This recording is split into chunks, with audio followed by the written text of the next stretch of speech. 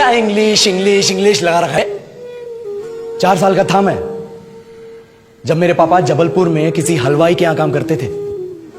खुद तो कभी स्कूल गए नहीं, इसलिए अपनी गांड घिस घिस के मुझको स्कूल में भर्ती करवाया।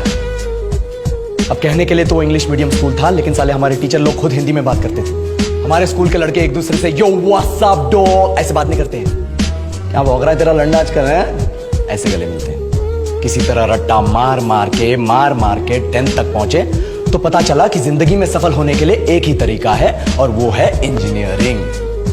सब यही कहते थे, माँ बाप, टीचर लोग, गली का वॉचमैन भी हमसे पूछता था, और भैया कैसी चल रही है आपकी तैयारी? भग बेंचो, तुमको क्या करना है? इसलिए हमारे स्कूल के बच्चे हम सब पहुंच गए बकरों की तरह। मैं IIT, मैं NIT।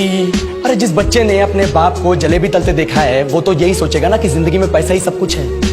I did not choose this engineering life, sir, and neither did this engineering life choose me. It was shoved down my throat by my teachers while my hands were tied to my back by my friends and my parents watched in silence. और English सुनेगा तो मादरचोद तो सुन। 10th के बाद 2 साल लग गए इस कॉलेज में घुसने के लिए, कोचिंग में निकाल दिए। ना कुछ खेले ना कुछ सीखे, और 2 साल बाद जब यहाँ पहुंचे तो पता चला कि बड़े शहरों के कॉन्वेंट स्कूल के पढ़े बच्चे जब अंग्रेजी में बात करते हैं तो मरे हुए फूल भी खिल उठते हैं। आहा, हवा में ऑक्सीजन की मात्रा बढ़ जाती है इनकी अंग्रेजी सुन के। और पूरे कॉलेज की लड़कियां इन इंग्लिश स्पीकिंग लड़कों को अपना जीवन साथी.com मान चुकी है। तुझे क्या लगता है?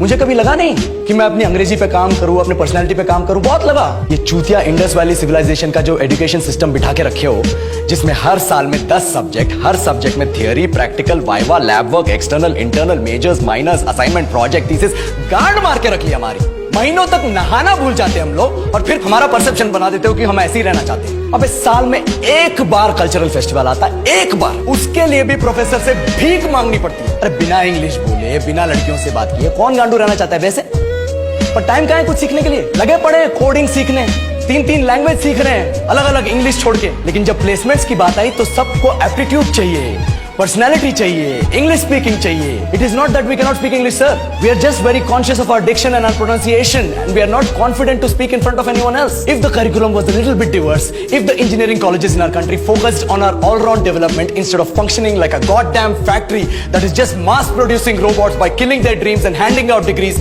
I would not be sitting here in this pointless HR interview, the likes of which exist only in our country. ये लो सर, बोल दिया मैंने 4 और लाइन अंग्रेजी में। अब बताइए, क्या मैं आपके मल्टीनेशनल कंपनी के लायक हूं? Do I have the potential to be a slave of your esteemed organization?